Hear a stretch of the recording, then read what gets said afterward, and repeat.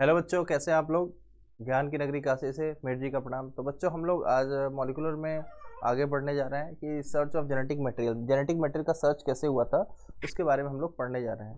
तो अगर इसके लिए कुछ एक्सपेरिमेंट्स हुए थे तो उसी के बारे में हम लोग को पढ़ना है। तो यहाँ जो सबसे पहला एक्सपेरिमेंट हम लोग को पढ़ना है, ग्रिफिथ का एक्सपेरिमेंट, ग्रिफिथ ट्रांसफॉर्मेशन प्रिंसिपल। एक साइंटिस्ट थे फेडरिक ग्रिफिथ, उन्होंने 1928 में उन्होंने एक्सपेरिमेंट किया था जेनेटिक मटेरियल के सर्च को लेके, इसीलिए इसको बोलते हैं ग्रिफिथ ट्रांसफॉर्मेशन प्रिंसिपल।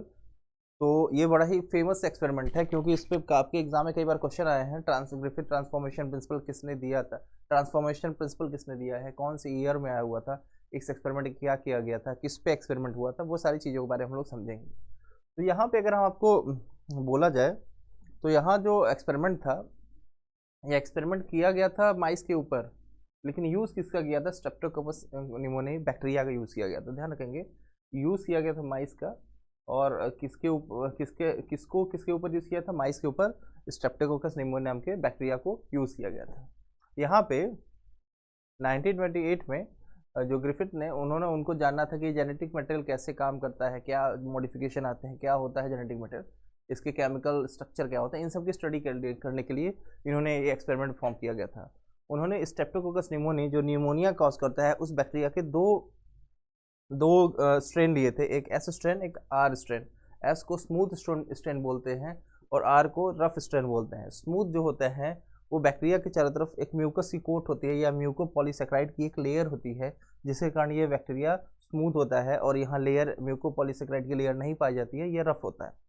जो एस स्ट्रेन होता है ये वायरुलेंट होता है, वायरुलेंट मतलब जो डिजीज कॉज करता हो। आर स्ट्रेन जो होता है नॉन वायरुलेंट होता है, जिससे कोई डिजीज नहीं होता है। अब ध्यान रखेंगे, तो एस स्ट्रेन वायरुलेंट है, आर स्ट्रेन नॉर्मल है। एस स्ट्रेन वायरुलेंट है, एस स्ट्रेन को स्मूथ क्यों बोल रहे हैं, इसके पास म्यूकोपॉलीसेकेराइड की लेयर पाई जा रही है। तो आगे हम लोग देखते हैं उन्होंने क्या किया था, तो इसको नोट करते जाएंगे। आगे देखिए, उन्होंने पहले एक्सपेरिमेंट क्या किया था, लिविंग एक्स स्ट्रेन को बैक्टीरिया के ऊपर इंजेक्ट किया। जैसे पानी में स्ट्रेन को मिलाया, यहाँ से इसको लेके इसको बैक्टीरिया के अंदर इंजेक्ट किया। बैक्टीरिया के अंदर इंजेक्ट किया तो बैक्टीरिया को निमोनिया हुआ और बैक्टीरिया की डेथ हो गई। उसके बाद क्या किया उन्होंने, लिविंग आर स्ट्रेन लिया, आर स्ट्रेन को बैक्टीरिया के अंदर डाला, लेकिन सॉरी माइस के अंदर डाला, तो माइस की क्या हो गई, डेथ नहीं हुई, माइस सर्वाइव किया। क्यों क्योंकि ये बैक्टीरिया डिजीज कॉज नहीं कर रहा था। फिर दूसरा केस लिया गया, हीट किल्ड किया गया, इसको गर्म में पानी में उबाल दिया गया, पानी में उबाला गया, हीट किल्ड हो गया। अब इसको क्या किए, बैक्टीरिया के अंदर, इसको माइस के अंदर इसको डालें, हीट किल्ड एसिस्टेंट को, तो माइस की डेथ नहीं हुई। फिर क्या किया गया, हीट किल आर स्ट्रेन लिया गया और नॉर्मल एसिस्टेंट को लिया, सॉरी आर स्ट्रेन को नॉर्मल लिया गया, हीट किल्ड एसिस्टेंट को लिया गया। इन दोनों को मिला के जब बैक्टीरिया के अंदर डाला गया तो देखा गया माइस की डेथ हो गई। तो देखिए जरा, तो ये भी देखिए, असिस्टेंट को डाला गया तो माइस की डेथ हो गई। क्यों हुआ कि निमोनिया हो गया। असिस्टेंट को डाला गया तो माइस की डेथ नहीं हुई, माइस लिविंग रहा। असिस्टेंट को डाला गया हीट किल्ड तो माइस लिविंग रह गया। असिस्टेंट हीट किल्ड आर स्टेंट लिविंग को डाला गया तो माइस की डेथ हो गई। अब यहाँ सोचने वाली बात आ गई, सर हीट किल्ड हम आर स्टेंट असिस्टेंट डाल रहे थे तो इसकी माइस की डेथ नहीं हो रही थी, लेकिन हीट किल्ड असिस्टेंट और आर स्टेंट लिविंग दोनों को मिला के जब डाला गया तो माइस की डेथ हुई। तो यहाँ क्या ऐसा रहा, क्या अलग हो गया सर। अभी तक इन तीनों का तो रिजल्ट के हिसाब से चौथा जो एक्सपेरिमेंट था वो कॉन्ट्राडिक्टरी हो गया। इस हिसाब से तो माइस की डेथ नहीं होनी चाहिए, क्योंकि एस तो हिट किल्ड है, आर से तो निमोनिया होता नहीं, तो इसकी डेथ नहीं होनी चाहिए। तो वहाँ से यहाँ पे माइस के सैंपल्स को निकाला गया, सैंपल्स को निकाल के उसमें देखा गया कि उसके अंदर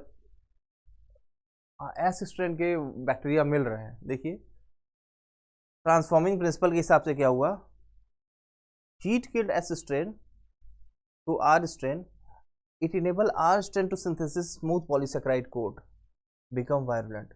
R strain को S strain में कन्वर्ट कर दिया गया, समझिएगा। R strain किसी तरह से S strain में कन्वर्ट हुआ। R strain को S strain में कन्वर्ट कैसे होना था, बस म्यूकोपॉलीसैकेराइड की लेयर ही तो आनी थी। तो हीट किल जो S strain था, ये R strain वाला जो बैक्टीरिया था उसके चारों तरफ कुछ ऐसा जीन में ट्रांसफॉर्मेशन हुआ कि आर स्ट्रेन के चारों तरफ म्यूकोपॉलीसैकेराइड की लेयर हो गई, और आर स्ट्रेन अब एस स्ट्रेन में कन्वर्ट हो गया है। अब वो भी निमोनिया कॉज कर रहा है, जिससे कि माइस की डेथ हो गई। तो यहाँ पे आर स्ट्रैंड ट्रांसफॉर्म हो जा रहा है एस स्ट्रैंड में, इसीलिए इसको बोला गया ट्रांसफॉर्मिंग प्रिंसिपल। तो ध्यान रखने वाली बात है, ये ट्रांसफॉर्मिंग प्रिंसिपल के बारे में ग्रिफिथ ने बताया था। तो ये ट्रांसफॉर्मेशन कैसे हो रहा है, जेनेटिक मटेरियल एक्चुअली में डीएनए है कुछ और है, इन सब के बारे में ग्रिफिथ कुछ नहीं बता पाए।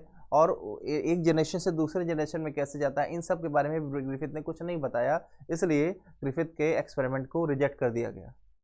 ठीक है, उसके बाद नेक्स्ट एक्सपेरिमेंट आता है एवरी मैक्लॉयड मैकार्टी का। तो उन्होंने प्रूव किया कि डीएनए जेनेटिक मटेरियल है। बायोकेमिकल कैरेक्टराइजेशन या biochemical name of genetic material के तीन साइंटिस्ट ने मिलकर बताया था।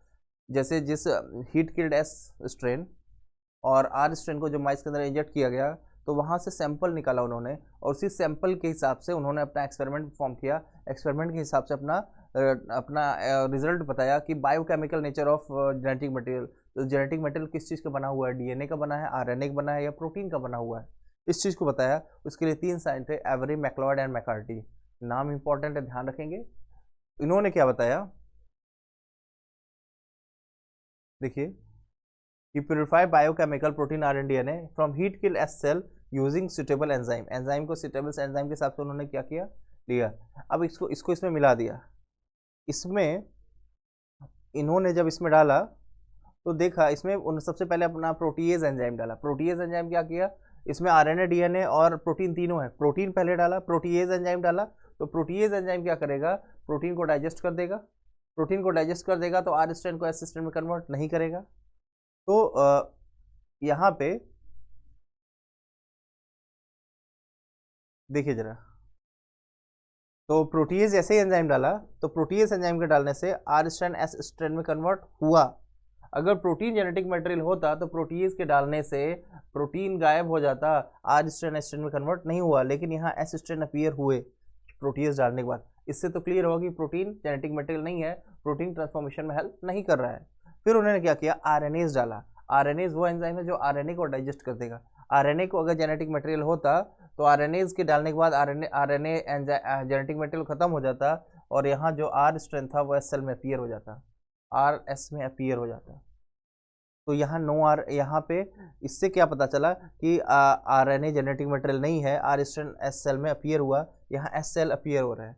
लेकिन जैसे ही डीएनएज डाला गया तो यहाँ देखा गया कि डीएनए डाइजेस्ट हो गया, डीएनए नहीं है। तो यहाँ देखिए सिर्फ आर सेल पड़ रहा में बचा हुआ है, एस स्ट्रेन वाले बैक्टीरिया नहीं पाए जाते हैं, मतलब ट्रांसफॉर्मेशन नहीं हो रहा है। इससे क्या पता चलता है कि डीएनए ही जेनेटिक मटेरियल था और डीएनए ही ट्रांसफॉर्मेशन करा रहा था। तो biochemical nature of genetic material पता चला इससे, डिफरेंट एंजाइम की हेल्प से। ठीक है, तो वही चीज़ें यहाँ पे दी गई है, उसको आप ध्यान रखेंगे। तो यहाँ पता चला कि डीएनए जेनेटिक मटेरियल है ट्रांसफॉर्मेशन प्रिंसिपल का। लेकिन यहाँ पे एक जनरेशन से दूसरे जनरेशन में क्या होता है, और बहुत सारे क्वेश्चन का आंसर इन्होंने, इन तीनों साइंटिस्ट, मतलब ये लोग क्लियर नहीं दे पाए, इसलिए इनकी भी थ्योरी को डिस्कार्ड कर दिया गया। ठीक है, उसके बाद जो तीसरा एक्सपेरिमेंट हुआ, हर्शे एंड चेस का एक्सपेरिमेंट, बहुत फेमस और बहुत ही इंपॉर्टेंट एक्सपेरिमेंट है। हर्शे एंड चेस दोनों साइंटिस्ट हैं। उन्होंने क्या किया, उन्होंने बताया, आपके एनसीईआरटी में एक स्टेटमेंट लिखा गया, unequivocal proof that DNA is genetic material. बिना किसी संदेह के, बिना किसी क्वेश्चन के, डीएनए जेनेटिक मटेरियल है। हर्शे एंड चेस के एक्सपेरिमेंट से यह प्रूफ हुआ था, और ये बहुत इंपॉर्टेंट एक्सपेरिमेंट है आपके नीट और बोर्ड के दोनों के हिसाब से, तो आप ध्यान रखेंगे। ठीक है, हर्शे और चेज ने क्या किया, बैक्टीरियोफेज को लिया, बैक्टीरियोफेज वायरस को लिया, उसको ग्रो कराया किस मीडियम में, रेडियो एक्टिव आइसोटोप वाले मीडियम में। फॉस्फोरस का रेडियो एक्टिव एलिमेंट लिया और रेडियो एक्टिव सल्फर लिया, 2 मीडियम लिया, एक में रेडियो एक्टिव सल्फर था और दूसरे में रेडियो एक्टिव फॉस्फोरस था। P32 था और S35 था। ध्यान रखेंगे इसको, ये भी कभी कभी क्वेश्चन पूछ दिए जाते हैं ऑप्शन में कि रेडियो एक्टिव था तो उस पर कौन सा एलिमेंट था, इस तरह से क्वेश्चन आए हुए हैं, तो आप ध्यान रखेंगे इसको। तो यहाँ पे उन्होंने रेडियो एक्टिव सल्फर लिया, रेडियो एक्टिव फॉस्फोरस लिया, उस मीडियम में जो ग्रो कराया, तो फॉस्फोरस और सल्फर दोनों के बॉडी में वो चला गया, क्योंकि कल्चर मीडियम में है तो फूड के साथ ये भी उस बॉडी में चला गया। तो आपके मन में क्वेश्चन आएगा, सर पहली बात तो उन्होंने फॉस्फोरस और सल्फर ही क्यों लिया, और फॉस्फोरस सल्फर लिया तो उनके बॉडी में गया कैसे। तो पहली बात, आप लोगों ने डीएनए के बारे में जब पढ़ा होगा तो DNA is a polymer of deoxy nucleotide. तो डीऑक्सी न्यूक्लियोटाइड है, तो वहाँ पे आप लोगों ने न्यूक्लियोटाइड में बेस मतलब pentose sugar, nitrogen base and phosphate, इन तीनों तीनों से मिलकर न्यूक्लियोटाइड बना हुआ होता है। तो phosphorus is a part of deoxy nucleotide, it is a part of DNA. तो फॉस्फोरस का लेने का पर्पज ये था। और दूसरी बात, आप लोगों ने डिफरेंट प्रोटीन पढ़े होंगे, प्रोटीन अमाइनो एसिड से बनता है, और डिफरेंट टाइप के अमाइनो एसिड में एक मेथियोनिन और सिस्टीन, दो अमाइनो एसिड होते हैं जो सल्फर कंटेन करते हैं। मतलब sulphur containing amino acid sulphur में पाया जाएगा और अमाइनो एसिड से प्रोटीन बनेगा, तो बोलेंगे sulphur is a part of protein. तो इस बेसिस पे फॉस्फोरस और सल्फर दिया गया।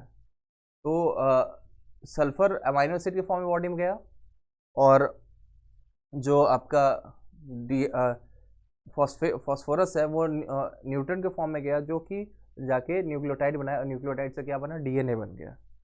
तो उनके अगर बोले कि जो फॉस्फोरस वाले मीडियम में ग्रो कर रहे हैं उसका जेनेटिक मटेरियल कैसा होगा, रेडियो एक्टिव होगा, और जो सल्फर वाले मीडियम में ग्रो कर रहे हैं उनका प्रोटीन कैसा होगा, रेडियो एक्टिव होगा। तो यहाँ पे जब ऐसे मीडियम में ग्रो कराया गया इनको, तो पहली बात, बैक्टीरियोफेज जो होते हैं वो वायरस हैं। वायरस का जो आपको लोगों ने पढ़ा होगा कि आउटर लेयर की जो कवरिंग होती है, इसको कैप्सिड बोलते हैं, वो बना हुआ होता है प्रोटीन का, और उनका जेनेटिक मटेरियल डीएनए का बना हुआ होता है। तो जब जिसको जो वायरस फॉस्फोरस वाले मीडियम में ग्रो किया, उसका जेनेटिक मटेरियल कैसा हो गया, रेडियो एक्टिव हो गया, और यहाँ पे उसका प्रोटीन कोड्स रेडियो एक्टिव हो गया। ये हम लोग जान रहे हैं इसलिए हम बोल पा रहे हैं, लेकिन उस समय ये नहीं पता था। उन्होंने ये डाला कि प्रोटीन और जेनेटिक मटेरियल होता है, तो हम इसको ट्राई करते हैं आखिर हो क्या रहा है। तो उन्होंने सीरीज ऑफ एक्सपेरिमेंट किए। जब सीरीज ऑफ एक्सपेरिमेंट किए तो सबसे पहले उन्होंने क्या किया, आइए देखते हैं उसको। पहले इन्फेक्शन कराया। इन्फेक्शन किसको कराया, इन्फेक्शन कराया उन्होंने वायरस का बैक्टीरिया के ऊपर। जैसे ही बैक्टीरिया को इन्फेक्शन हुआ, इन्फेक्शन के बाद इन्फेक्शन के बाद वायरस अपना जेनेटिक मटेरियल अंदर भेज दिया। फिर उसको उसको ब्लेंडिंग कराई गई। ब्लेंडिंग कराने के बाद क्या हुआ कि जो वायरस का कोड था वो अलग हो गया और बैक्टीरिया अलग हो गया। अब ब्लेंडिंग करने के बाद उसके बाद कराया गया हमारा सेंट्रीफ्यूगेशन। सेंट्रीफ्यूगेशन के बाद क्या हुआ कि दोनों अपने अपने डेंसिटी के हिसाब से अरेंज हो गए। जब चेक किया गया, जो वायरस सल्फर कंटेनिंग मीडियम में ग्रो कराया गया था, उसमें जब एक्सरे का फिल्म उसके ऊपर लगाया गया तो देखा गया वो वायरस के अंदर अभी भी रेडियो एक्टिविटी पाई जा रही है, और बैक्टीरिया जो था उसके अंदर कोई रेडियो एक्टिविटी नहीं मिल रही है। लेकिन जैसे ही जो फॉस्फोरस कंटेनिंग मीडियम में ग्रो कराया गया, तो वहाँ के देखा गया वायरस के अंदर अब जो कि बचे हुए वायरस थे, सुपरनेटेंट जिसको हम बोलते हैं, जो इन्फेक्शन करा चुके हैं, उनके ऊपर कोई रेडियो एक्टिविटी नहीं मिल रही है, लेकिन वायरस के अंदर रेडियो एक्टिविटी मिल रही है। इससे ये पता चला कि जो जेनेटिक मटेरियल ही बैक्टीरियोफेज अपना ट्रांसफर कर रहा था, और जेनेटिक मटेरियल ही रेडियो एक्टिव होता था, और उसके रेडियो एक्टिव होने से वही दूसरे एक जनरेशन से दूसरे जनरेशन, एक ऑर्गेनिज्म से दूसरे ऑर्गेनिज्म में जा रहा है, और वही जो सारी एक्टिविटी को कर रहा है। और यहाँ इसका प्रोटीन कोट जो है वो जो कोट है प्रोटीन का बना हुआ है, उसमें अभी भी जो पहला वाला एक्सपेरिमेंट था उसमें सल्फर अभी भी क्या प्रेजेंट है, रेडियो एक्टिव प्रेजेंट है, मतलब वो ट्रांसफर नहीं हो रहा है, वो वहीं रह रहा है। और इससे ये प्रूफ हुआ कि प्रोटीन जेनेटिक मटेरियल नहीं है, डीएनए जेनेटिक मटेरियल है। ट्रांसफर कौन हो रहा है, डीएनए हो रहा है। रेडियोटिविटी किस में मिल रही है, बैक्टीरिया मिल रही है। तो इस बेसिस पे ये जेनेटिक बताया गया कि डीएनए ही जेनेटिक मटेरियल है। यहाँ से ये चीज़ें 100% प्रूफ हो गई। यहाँ के बाद कोई क्वेश्चन, कोई इफ बट नहीं रह गया। ठीक है। तो सेंट्रीफ्यूगेशन किस लिए करता है, लाइटर और हैवियर को अलग किया जा सके। देखिए यही है, ये आपकी एनसीईआरटी की इमेज है। देखिए, तो इस बेसिस पे चीज़ों में को देखा गया और चीज़ों में मॉडिफिकेशन लाया गया। जब चीज़ें ऐसे चल रही थी तो यहाँ से 100% प्रूफ हुआ कि डीएनए जेनेटिक मटेरियल है। इसको ध्यान रखेंगे, ये एक्सपेरिमेंट बहुत ज़्यादा ही इंपॉर्टेंट है। कई बार तो पूछ लिया गया कि इनके एक्सपेरिमेंट का स्टेप क्या है, तो इन्फेक्शन, ब्लेंडिंग, सेंट्रीफ्यूगेशन। ठीक है, ये स्टेप भी पूछे जा चुके हैं। ये आपके एनसीईआरटी की इमेज है, आप ध्यान रखेंगे इसको।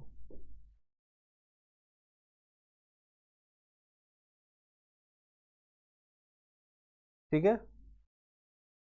तो बात आती है कि सर ये तो पता चल गया, लेकिन जेनेटिक मटेरियल किसको बोलेंगे, किसको बोलेंगे कि जेनेटिक मटेरियल है?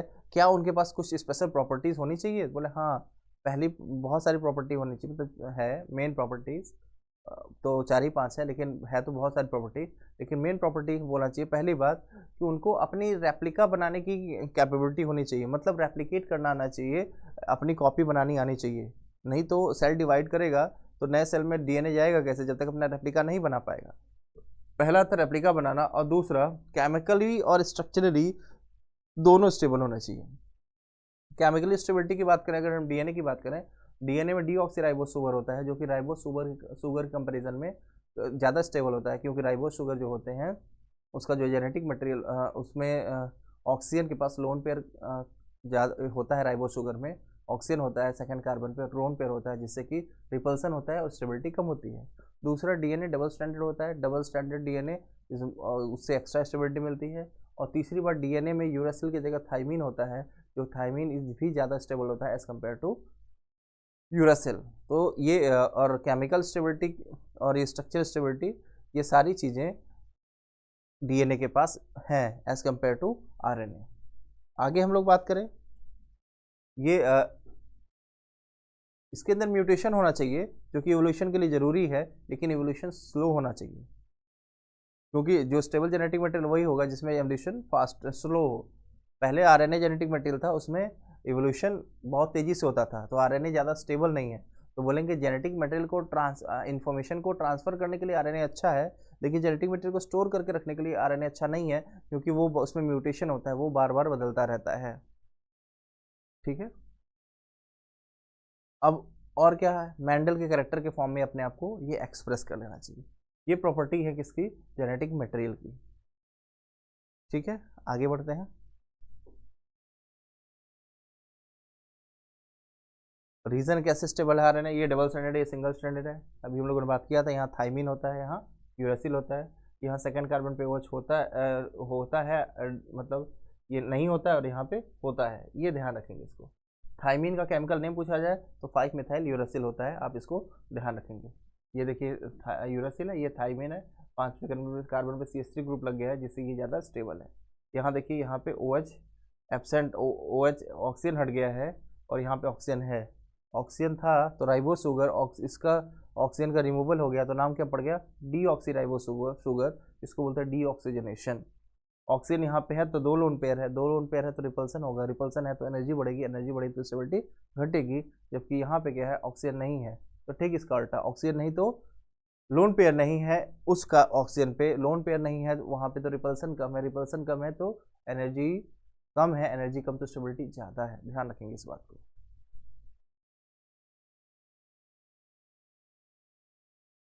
ठीक है, आरएनए अनस्टेबल होता है। ये आरएनए कुछ viruses, QB bacteriophage, tobacco mosaic virus, इन सब में जेनेटिक मटेरियल के फॉर्म में पाया जाता है। ठीक है, म्यूटेट करता है, इवॉल्व करता है फास्टर। इसका डबल स्टैंडर्ड कॉम्प्लीमेंट्री होता है। ठीक है, हीट करने पे सेपरेट हो जाते हैं, इसको बोलते हैं डीनेचुरेशन। ठीक है, तो यहाँ पे अगर हीट जैसे ही कम किया गया, ये वापस से क्या करते हैं, रीजॉइन कर जाते हैं। ठीक है, इसीलिए हीट करने के बाद ये सेपरेट हुए, जैसे ही कूलिंग हुई ये रिकॉयल हो गए। यही तो हुआ था आपके ग्रिफिथ के ट्रांसफॉर्मेशन प्रिंसिपल में। ग्रिफिथ ने क्या किया था, बैक्टीरिया को हीट किल्ड किया, उसका genetic material double standard single standard हो गया था, अलग हो गया था, लेकिन जैसे ही कूलिंग हुई बाद में वो क्या हो गया, वापस जुड़ गया और अपना काम करने लगा। ठीक है, चलिए।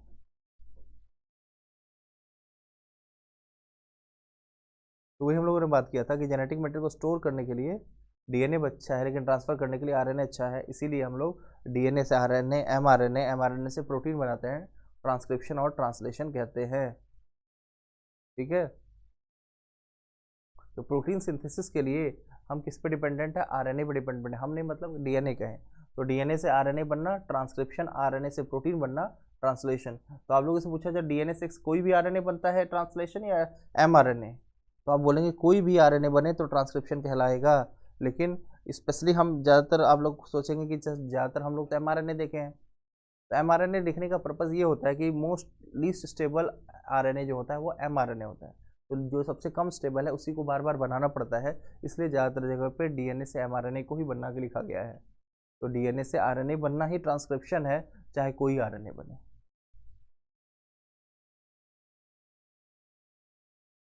अब आते हैं हम लोग आरएनए वर्ड पे। आरएनए वर्ड क्या है? यहाँ देखिए आरएनए पे दिया गया 3 तरह के हैं, RNA, mRNA, tRNA, messenger RNA, ribosomal RNA और ट्रांसफर आरएनए। ये फर्स्ट जेनेटिक मटेरियल है, ठीक है।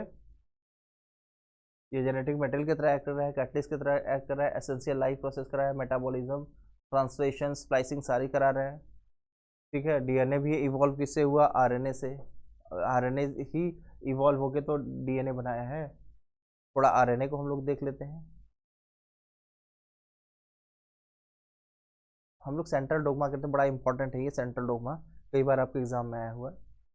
तो सेंट्रल डोग्मा क्या होता है? फ्रांसिस क्रिक नाम के साइंटिस्ट थे, उन्होंने बताया कि डीएनए जो होता है, डीएनए से एमआरएनए बनता है, एमआरएनए से प्रोटीन बनता है, इसी को बोल रहे हैं। और कभी कभी एमआरएनए से डीएनए भी बन जाता है।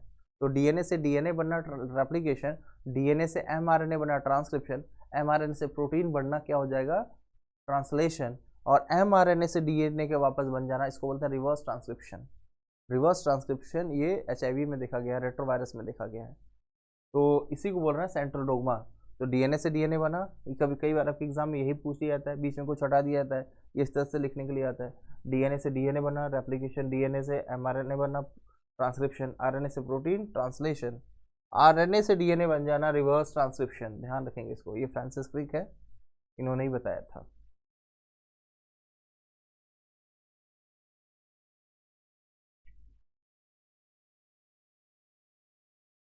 तो वही यहाँ पर लिखा गया है। कुछ वायरसेस में क्या होता है कि इंफॉर्मेशन फ्लो आरएनए से डीएनए होता है, उल्टा होता है, इसको बोलते हैं रिवर्स ट्रांसक्रिप्शन। यहाँ जो एंजाइम होता है उसको बोलते हैं रिवर्स ट्रांसक्रिप्टेज एंजाइम। ये बहुत इंपॉर्टेंट, ध्यान रखेंगे, एग्जाम में कई बार आया हुआ है। रेट्रोवायरस के अंदर होता है जो एचआईवी वायरस है, आरएनए से डीएनए बन जाना, ये क्या कहलाता है? Reverse transcription. एंजाइम जो होता है वो रिवर्स ट्रांसक्रिप्टेज होता है, इसको ध्यान रखेंगे आप, बहुत ही ज़्यादा इम्पॉर्टेंट है। ठीक है बच्चों, आगे बढ़ते हैं हम लोग। अब हम लोग पढ़ने जा रहे हैं बच्चों डीएनए रेप्लिकेशन क्या होता है। डीएनए रेप्लिकेशन क्या होता है? अभी हम लोगों ने पढ़ा डीएनए से डीएनए बनना, डीएनए रेप्लिकेशन होता है। तो डीएनए रेप्लिकेशन हम लोग बच्चों नेक्स्ट क्लास में पढ़ेंगे। आप अभी इसको पहले प्रॉपर्ली रिवाइज कीजिए, आप एनसीईआरटी को अच्छे से पढ़िए, कोई डाउट हो तो कमेंट में पूछिए या फिर क्लास में पूछिए, और इसमें कॉन्सेप्ट को क्लियर करते हुए आगे बढ़िए, क्योंकि थोड़ा कॉन्सेप्चुअल है, यहाँ पे बहुत सारे कन्फ्यूजन क्रिएट होते हैं। ठीक है बच्चों, तो मिलते हैं नेक्स्ट क्लास में। Thank you.